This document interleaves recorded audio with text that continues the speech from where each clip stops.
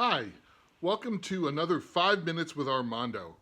I'm Armando Enrique Sumaya, and I'm a fundraising consultant and trainer nationally and now internationally. So reach out to me if you want to say hi and talk about this video. Today, we're going to have very plain talk about diversity and nonprofits today. Now, there's a lot of outcry in the last couple of months even about diversity, about racial injustice in this country. Righteous, fantastic. There's going to be a lot of changes that are happening out there. That's great. However, how is change actually going to come about in the nonprofit sector?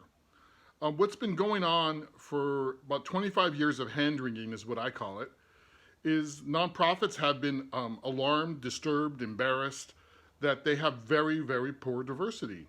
About 3% of board members across the country are people of color. And so that's pretty embarrassing. 78% of executive directors are white. And the list goes on and on. And literally, this video is not about white guilt and shaming folks in the nonprofit sector. It's about talking about solutions.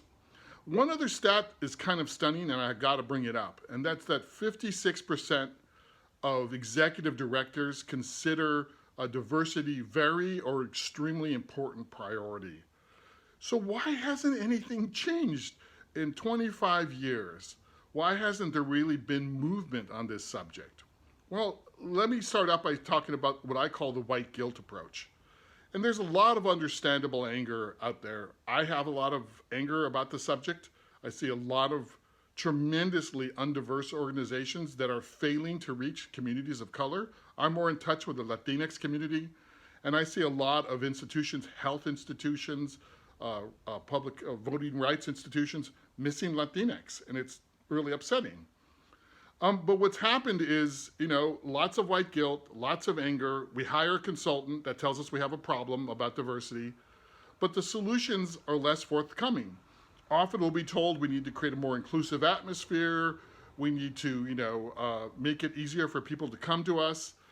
And often what happens is the board, a good, cool, ally white board, will make an effort. And so unfortunately, this is where it breaks down, because the effort's going to be, let's find some people in the community who are people of color. And we're going to end up with some tokenism here, unfortunately.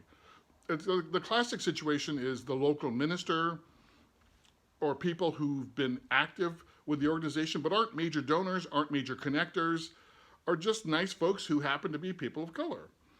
And the worst one of all is the best friend of the executive director. That happens all the time. And so that's not diversity. If you just start there, and often that's where we stop. So what's the solution? So for me, the missing answer is the most misunderstood part of nonprofits, and that's fundraising. And the most misunderstood part of nonprofits fundraising is major gifts. A lot of institutions don't have major giving programs, and even those that have major giving programs don't understand prospect research. Now, all of those are essential for making true diversity, full diversity in nonprofits happen. So let me give you an example of boards I've worked with. So I had a 10-person arts board, and they had 3 people of color on the board. And one was a local minister who went to some of the shows once in a while. The second person was a program officer from a foundation. And the third person was, you got it, the best friend of the executive director in college. So that's was their diversity. And that's, for me, that's not truly diversity.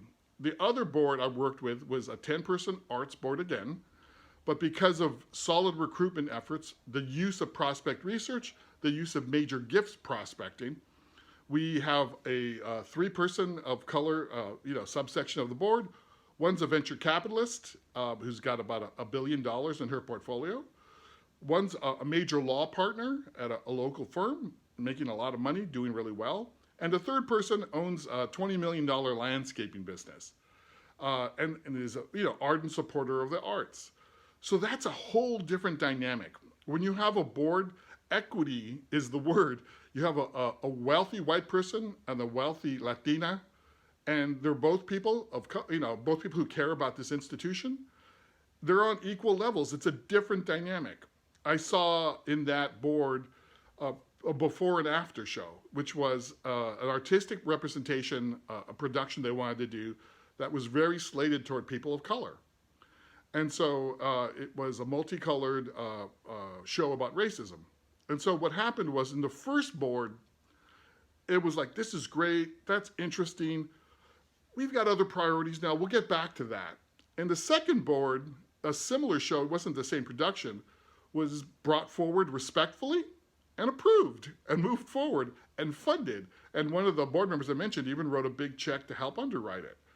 That's the difference I'm talking about. Now, if you don't have prospect research, we can talk about that more later. My first 5 minutes with Armando is about prospect research, so you should take a look at that. But that's, fundraising is all about that. Money is power. So if you have wealthy, connected people of color in your institution, that's going to really rebalance power. Now let's talk about my term, which is full diversity. So full diversity isn't, let's get a couple of board members of color, we're going to feel a lot better. That's the common approach. My approach is major donors, board members, staff, and program. Diversity all the way through. That's a whole different world. And you can achieve it. It's literally about making the investment, working on it.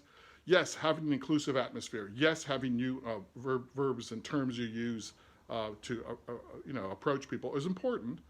But having the actual methodology to find the relevant, passionate people with resources and abilities to help your institution in your community, whatever your community is, nationally or locally, is all it's about. So if you want to talk about full diversity with me, come say hi, email me. My email's at the last slide here. Again, my name is Armando Sumaya. Cuídate and have a good day. Bye-bye.